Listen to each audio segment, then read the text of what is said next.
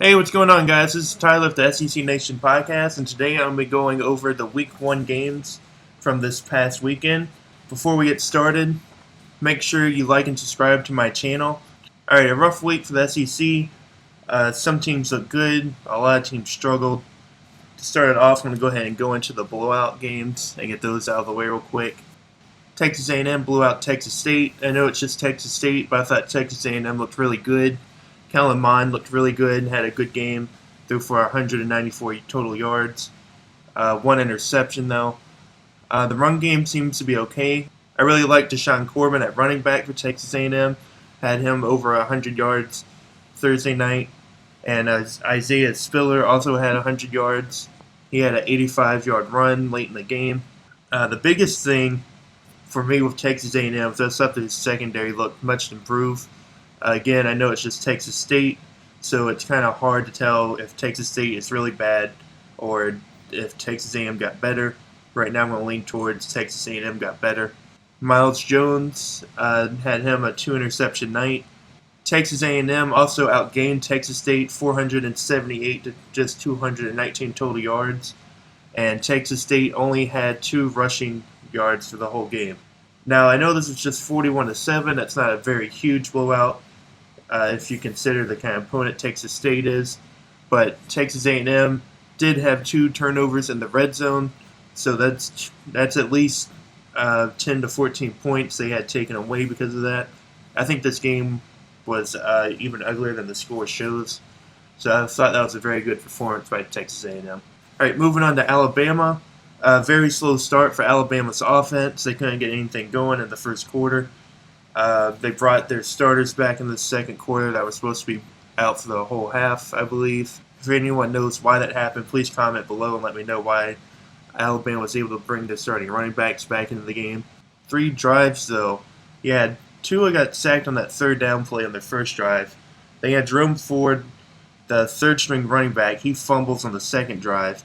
Then on your third drive, after you held Duke on fourth down, you go down the field and miss the field goal. So that was 3 straight drives to open the game. They came away with 0 points. But like I said, the second quarter and the second half was much better. Alabama's defense absolutely dominated throughout the entire game. Tua Tagovailoa had a very good game. 26 of 31, 336 yards, 4 touchdowns, no interceptions. Jerry Jeudy had 10 catches, 137 yards, and had a very nice touchdown. Alabama outgained Duke 512 to 204 total yards. Biggest concern for Alabama is they only averaged 3 yards per carry running the ball. You would like to see the run game get much more improved if you're Alabama, but again, it's just the first week, so I'm sure things will get better for the Crimson Tide farther down the season. All right, moving on to the Georgia-Vanderbilt game. Georgia had a hot start. It was 21-0 halfway through the second quarter. And at halftime, they took their foot off the gas, which has been a big issue for Georgia over the last few years. Offensive line looked great. Defensive line looked better than I expected them to, so that's good for Georgia. DeAndre Swift had a very good night, averaging 9 yards a carry. Georgia had over 323 yards as a team, and they averaged 8 yards a carry.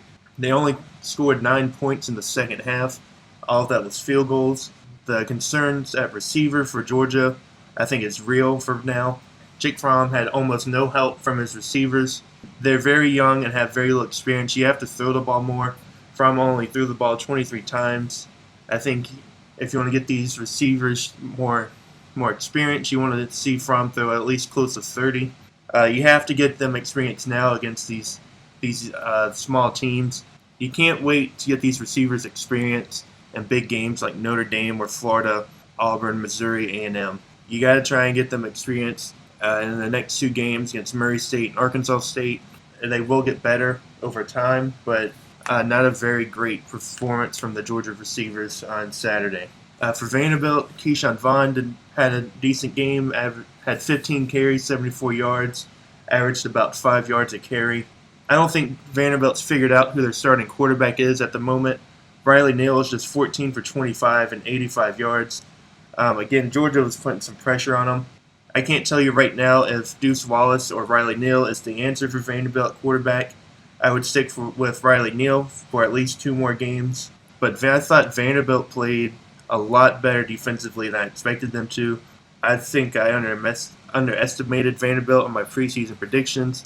I actually would not be surprised if Vanderbilt finds a way to go to another bowl game this year. And that's another thing, guys, on my preseason predictions. I really don't care about them. I'm going to go back and forth on how I think a team's going to play out for the season. I could have Vanderbilt going 4-8 this week, and next week I can have them going 7-5. So I don't really care about what I've said on my preseason predictions. Okay, moving on to LSU, Georgia Southern. Again, it's just Georgia Southern, but I thought LSU's offense looked absolutely amazing. Joe Burrow threw for 253 yards and 5 touchdowns just in the first half. Terrace Marshall at receiver had 3 receiving touchdowns. Jacob Phillips at linebacker had 10 tackles on defense. LSU outgained Georgia Southern 472-98. Georgia Southern was only held to 98 total yards. Georgia Southern is also a triple option team. They're going to run it 40, 50 times a game. They only had 74 yards rushing on 39 carries, averaging 1.9 yards per carry. LSU also forced 2 fumbles on that defense. This is going to be a very good game this weekend of LSU and Texas. That LSU defense is legit. In the preseason, I've been hearing Texas has concerns on defense. If LSU's offense gets rolling like it did on Saturday, that could be a really bad matchup for Texas defense. Again, Texas is a completely different opponent than Georgia Southern, especially considering that you have to go play them at Austin and it's a night game. But I do like their chances to beat Texas. Okay, moving on to the Mississippi State-Louisiana Lafayette game. Mississippi State had 7 players suspended before this game due to the violation of team rules. I thought Mississippi State looked pretty good on offense with nearly 500 yards. Kylan Hill rushed for nearly 200. Tommy Stevens looked very good in his first start for Mississippi State, going 20 for 30, 236 yards, 2 touchdowns, and 0 interceptions. Earl Thomas also had a good game at the linebacker position with 10 tackles. But I thought Mississippi State's defense looked very disappointing. I thought Mississippi State would win that by close to 3 scores. For most of the game, that was within 1 touchdown, I believe. Mississippi State gave up 27 first downs, 430 yards, 267 through the air. They did force 5 turnovers.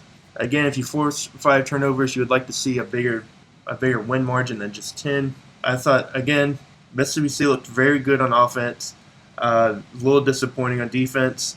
It's just the first week, so they have time to improve. I think Mississippi State is still a pretty good team. I'm definitely not sleeping on Mississippi State if I'm playing them this season.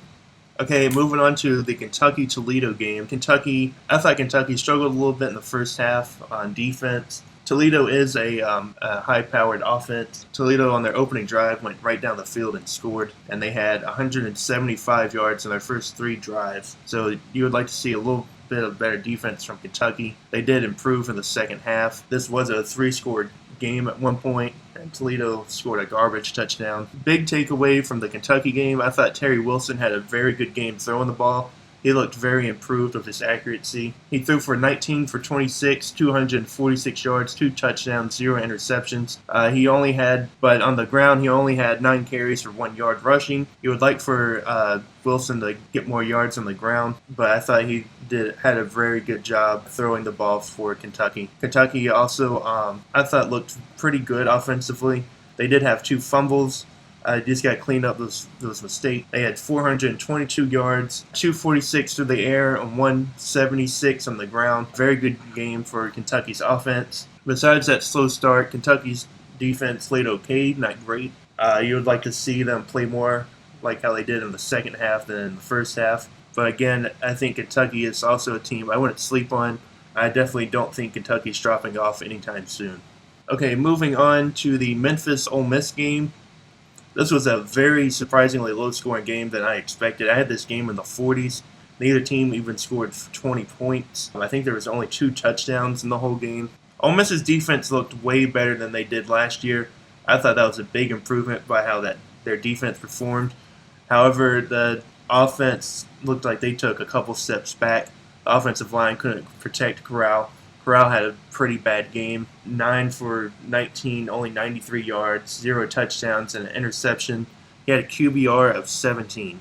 Ole Miss also only had 80 yards rushing. They only had 173 total yards. This is against a team that was, I believe, was 98th in total defense last year with Memphis.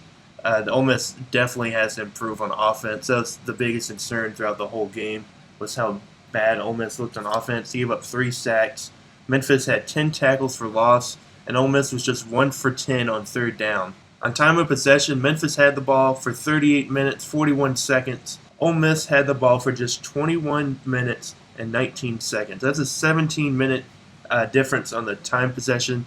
Ole Miss has to keep their defense off the field. Again, defense played great. I don't know if maybe Memphis struggled offensively, but I'm definitely giving credit to the Ole Miss defense. I thought they played very well. The offense needs a lot of work, especially at the quarterback position. All right, moving on to the North Carolina-South Carolina game. A very disappointing outcome. I really didn't see this one coming. And South Carolina, this is a game you really couldn't lose. You already have a brutal schedule. It was already looking very hard for you to make a bowl game, and you lose a game to a team you had no business losing to. North Carolina went 2-9 last year. You lost to a coach that hasn't coached in 6 years. He's 68 years old. That's no disrespect to Mack Brown. I think he's an amazing coach throughout his career. He's definitely not the coach he is at North Carolina that he was at Texas.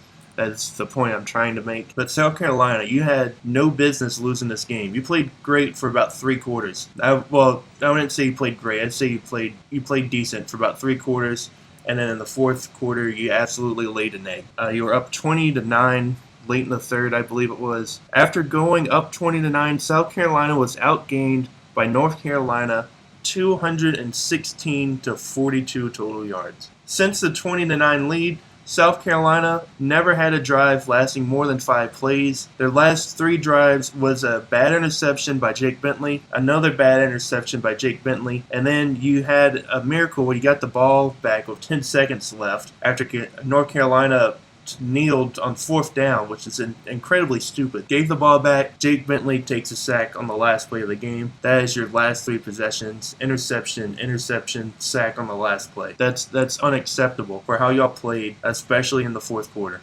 On both sides of the ball was absolutely unacceptable. And Will Muschamp, I said a couple of weeks ago, I do not like Will Muschamp at South Carolina. I don't think he has any right being a head coach at any Power 5 program. He can probably go to a Group of 5 program like South Florida and make them a somewhat decent team and win 8 games a year. But I do not think Will Muschamp belongs in the SEC. I've never thought that. I didn't like him at Florida, and I really don't like him at South Carolina. Not all of this loss is on him. It's his 4th year, and he can't beat an average North Carolina team with a new head coach that hasn't coached in 5 or 6 years. That was absolutely unacceptable by South Carolina on how they played. And what happened to this supposed to be the best defensive team under Will Muschamp at South Carolina? They gave up 483 yards to North Carolina and was held to under 300 yards. You let a true freshman throw for 245 on your defense, and they had 238 rushing. Jake Bentley went 16 for 30, 142, 1 touchdown, 2 interceptions, and a QBR of 29. That's unacceptable. Anyway, that's a very disappointing loss for South Carolina. Right now, I don't see how they're going to a bowl game with the schedule they have. They definitely need to make some improvements. Now, Jake Bentley is hurt with his broken foot, is out for a couple of weeks, 6 weeks at the least, I believe it was. I believe that was the report. Now you got freshman quarterback Brian Hilinski. Hopefully he's going to take over and turn things around for South Carolina. But one of my biggest problems with Will Muschamp is his quarterbacks never improve. Name one quarterback that improved under Will Muschamp. Okay, they turned a 5-star Jeff Driscoll into a complete bust. He had 1 good year at Florida, and it was a complete bust ever since then, which is the exact same thing that's happened at Jake Bentley. So hopefully if Brian Hilinski has a good year this year, hopefully he can actually improve and get better throughout his college career. You do get Charleston Southern.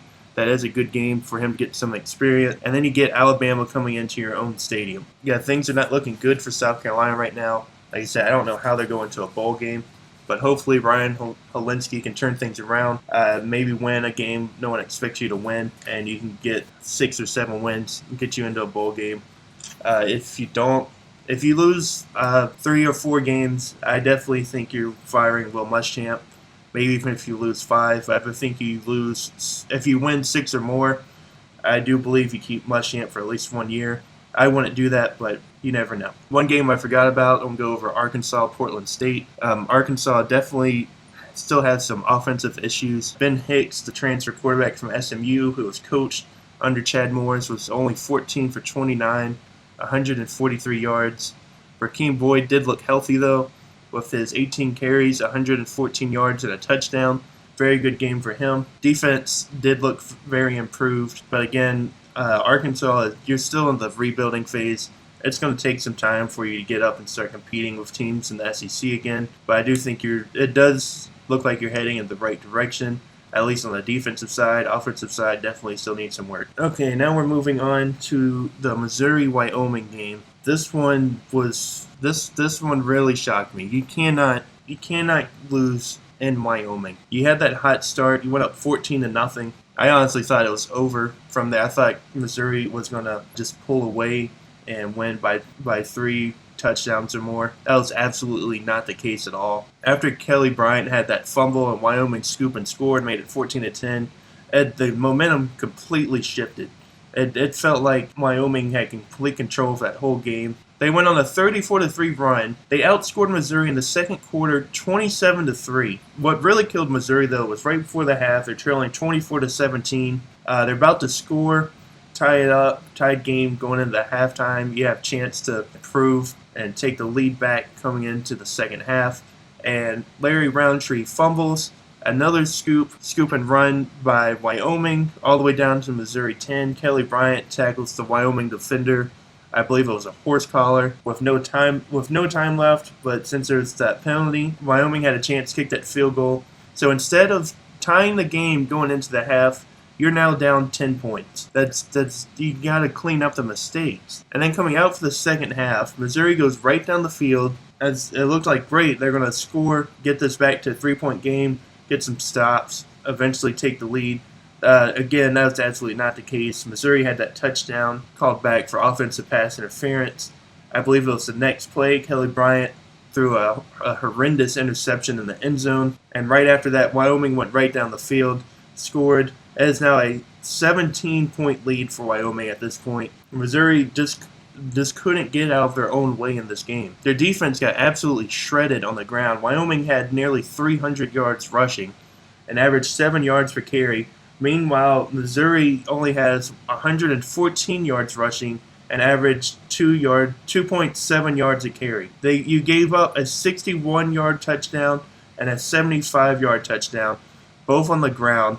That was absolutely unacceptable from Missouri's defense Saturday night. Now, offense looked good. I thought Missouri's offense looked good. Kelly Bryant threw for 423 yards. Now, if it wasn't for those turnovers, that's in the red zone, you probably win this game, even with how bad your defense is playing. Those turnovers, the fumble by Roundtree and that interception in the end zone by Bryant, those absolutely killed you. Even if you had to settle for field goals, you're at least tying the game and going to overtime. As bad as this loss is and how bad it looks, I'm going to go ahead and say maybe don't panic just yet, Missouri fans. Mistakes absolutely killed you. Wyoming had 17 points off those 3 turnovers you had. Those turnovers absolutely killed you. If you clean up the turnovers, and if the defense has to improve somehow, if the defense can improve, you clean up the turnovers, I definitely wouldn't sleep on Missouri. This is week 1. Hopefully it is that really bad loss that everyone has in the season. If Missouri's defense keeps playing like this, it's going to be really hard for them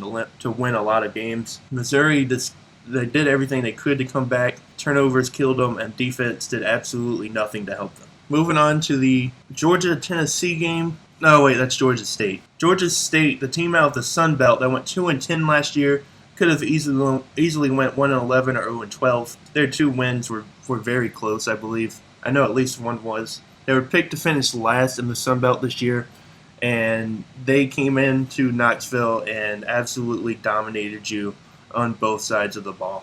This was absolutely unforgivable by Tennessee. This is most likely the worst loss in your program's history by far.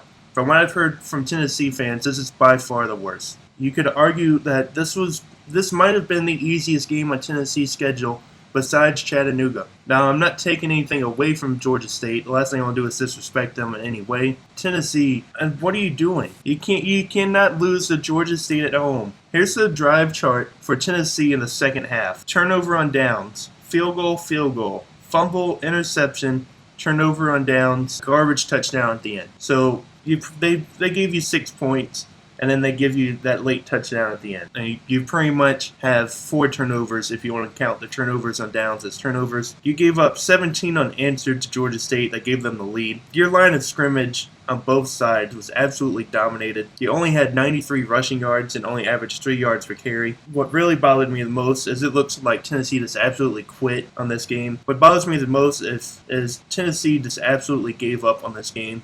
They didn't look like they wanted to be there. They showed absolutely no heart in this game. The players gave up, the fans gave up, and the coaches gave up. This is very concerning for Tennessee. I don't know what the future holds for Jeremy Pruitt after this season, because if you don't beat BYU this year, I don't know if Tennessee wins more than 3 games. You have to beat BYU and regroup and try to do something with your season. You're just trying to make a bowl game now. I honestly don't think you will make a bowl game. I have no idea how you're winning 6 games. What I saw from Tennessee was absolutely ridiculous and embarrassing. This is unacceptable. A Power 5 team that's supposed to be improved a year after going 5-7. I mean, who are you going to beat? You can't even beat Vanderbilt the last 3 years.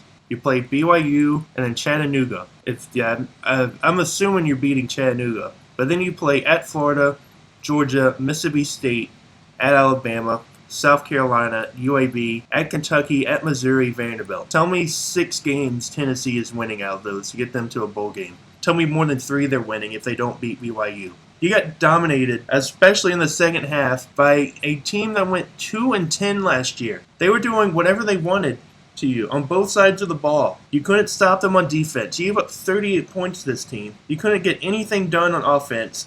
You couldn't protect your quarterback. You couldn't get the run game going. Jarrett Garantano looked absolutely terrible, especially that interception it was either in the end zone or at the goal line. That was just an absolutely terrible decision by him. But there's some very serious problems going on at Tennessee right now. I don't know how they're going to recover from this.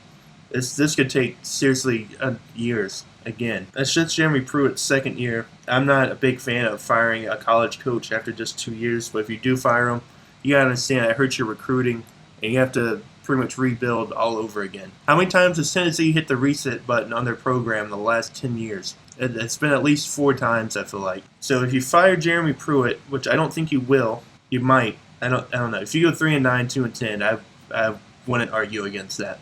I don't think you will go 2-10. I hope not, for the sake of your program, you don't go 2-10. Right now, I seriously only see Tennessee beating Chattanooga and UAB. You can maybe give them Vanderbilt and South Carolina at home. Right now, that is the only realistic wins I have for Tennessee. But again, I think Tennessee's program, they have a lot going on, and it's a lot deeper than just playing on Saturdays. I think they have a lot of issues. I have no idea what's going on in that locker room right now. All right, moving on to Auburn, Oregon. Oregon got off to a really hot start. Their first drive went 11 plays, 74 yards, went right down the field and scored a touchdown. Then Auburn comes out, goes 3 and out. Oregon goes right down the field again and missed a field goal after they dropped that easy touchdown pass. Should have put them up 14-0, but instead stayed a 7-0 lead. Then you were down 14-3, and in the halftime you were down 14-6. A really ugly first half for Bo Nix at quarterback. He was only 6 for 17 for 91 yards and 2 interceptions. Auburn's offense wasn't doing anything at all in the first half. Then you have Oregon in the second half, goes right down the field, scores again, and now it's 21-6. What really saved you was at the end of the first half when Oregon had that long punt return by Jevin Holland. Justin Herbert fumbled. Big Cat Bryant scooped it up, ran it back 83 yards down to the Oregon 3. But I thought it was absolutely ridiculous. You had to settle for that field goal instead of scoring a touchdown. You have to score in that situation, make it 14-10. You're absolutely lucky it wasn't 21-3 going into half. I don't know if Auburn would have been able to recover from that. After Oregon scored that touchdown going up 21-6, it was like a completely different offensive team for Auburn. I thought Auburn looked, I wouldn't say great, but looked a lot better. You had Bo Nix, had the touchdown pass to Eli Stove, and that really got the momentum started for Auburn. Auburn absolutely shut down Oregon's offense in the second half. I believe it was the next 2 possessions. I think he forced 3 and outs in Oregon. I may be wrong on that. I'm not sure. Now, I thought this was absolutely huge from Bo Nix. That 4th and 1 Auburn had, Bo Nix scrambles, runs through the defender, and dove for the first down. That was absolutely huge. I don't know if Auburn wins the game if he comes up short. That was an absolutely huge play by Bo Nix. That was with 5 minutes left in the game. Oh, I'm sorry, that was with a minute left in the game, not 5. That was an absolutely huge first down. It looked like Auburn was trying to settle for a field goal at first. I was really hoping they were not doing that because they had already missed one in the first half. So they have to try and score. I did not think they would score the way they did. Very risky throw by Bo Nix. Luckily, it was caught by Seth Williams, where he fell into the end zone, giving Auburn their first lead of the game with 9 seconds left. Now, here's the thing with Bo Nix. He had nothing close to a great game. Okay, just 13 for 31. I think he only had, I think it was just around 170 passing yards. But what I liked for him the most is he never panicked. He never looked uncomfortable. He showed a lot of poise and composure. He never, like I said, he never panicked or looked nervous or anything. He stepped up when they needed him the most. Unlike some other quarterbacks in this conference, when they needed Bo Nix the most, he stepped up and led his team to a win, which is absolutely huge for Auburn. That's huge for Gus Malzahn's job security at the moment. Auburn's defense played great for the most part, I thought. They only gave up 90 rushing yards and had 3 sacks against a very good Oregon offensive line. But again, I thought that was a huge win for Auburn. A great game. I thought Bo Nix did a great job leading his team to a win when they needed him the most. I'm not going to put the star status on him just yet. I definitely do think he will be a future star. I don't know if it's going to happen this year, but an absolutely great game all around for Auburn. All right, that's it for my podcast today, guys. Thank you all for listening. Before you go, make sure you hit the like and subscribe button. Comment down below if I got anything wrong or messed anything up. Let me know if you agree or disagree with me on anything. I don't think I'm going to be doing a Thursday episode on the games coming up. It's because there's just too many games, and I want to try and keep these videos as short as possible. When we get longer into the season and start playing more conference games, I'll definitely be doing episodes on who my picks are. Friday, I'll definitely be posting my picks like I usually do on Instagram, and I'm posting a lot more content on Instagram this season. All right, that's it, guys. Hope you all have a great week.